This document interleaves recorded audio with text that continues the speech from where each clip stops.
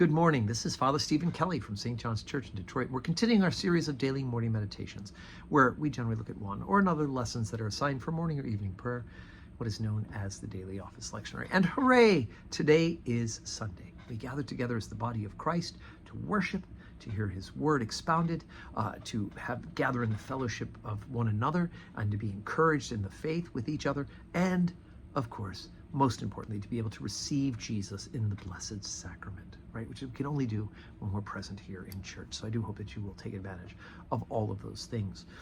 Today, I thought, let's take a look at the lesson that's assigned for morning prayer from the Gospel. Now, we have a lesson assigned at communion for the Gospel, which has to do with the raising of the dead, the only son of the widow.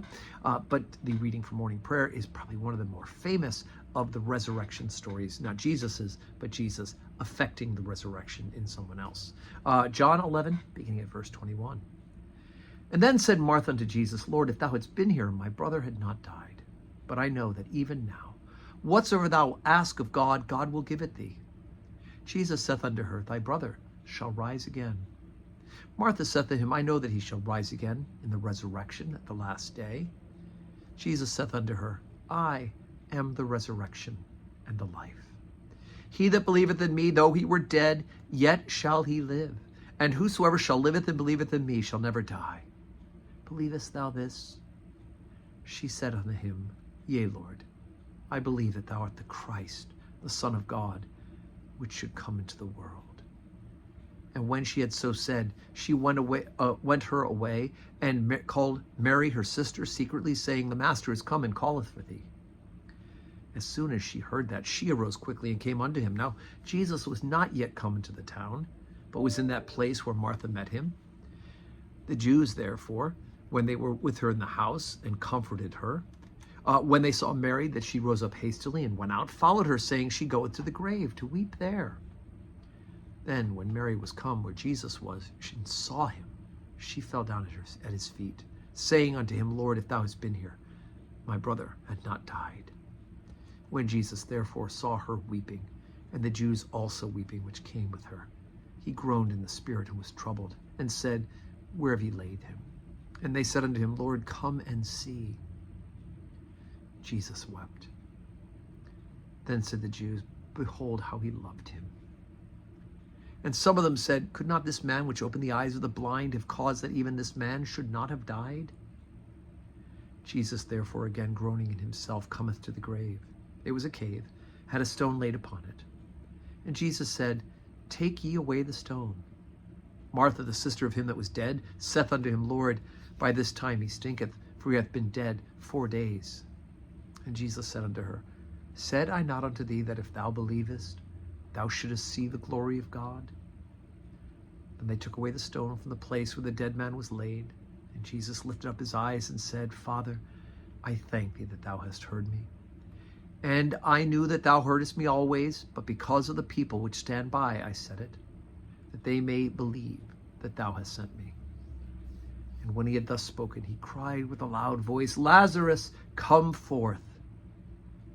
And he that was dead came forth, bound hand and foot, with grave clothes, and his face was bound about with a napkin. Jesus saith unto them, Loose him, and let him go. So much in this. It's a whole sermon, but it's this short morning meditation. So a couple of quick things. First of all, they have faith that Jesus could have affected Lazarus not dying, but he's died. But Martha then affirms that as the Christ, he's the resurrection. Jesus says, I'm the resurrection and the life. And even Mary reiterates what Martha says.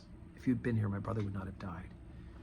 And yet, there's enough faith that Jesus can do. Even if Martha slips a little bit and says, if we roll back the stone, it's going to stink. Practical Martha, right? Tell my sister to come and help me serve in the kitchen. That's the last time we heard from Martha. Mary's got the better part there too. But more fascinating to me, of course, is the fact that he says his name, tells him to come forth. Right? It's important. He says the name and he comes forth, calls him from the dead. And when he does so, he's still wrapped in his grave clothes and his face was bound with a napkin, the usual burial custom for the Jews. And Jesus says, loose him and let him go. Take a look at the details of Jesus' resurrection. The grave clothes are still there, and the napkin is folded up and left on the table. It wasn't an exterior force that raised Jesus from the dead. It was Jesus' own resurrection. But in this case, Lazarus had to be loosed and let go. Wow. Okay, today's Sunday, right? 7:30 morning prayer, 8 o'clock Holy Communion, 10 o'clock Holy Communion, and 5:30 evening prayer. And the evening prayer will be in the parish office, not in the church. But I do hope that you can choose a service or two and join us for worship today. And the rummage sale will also be taking place this morning in between the services. So come and shop as well. And may your Sunday be full of blessings.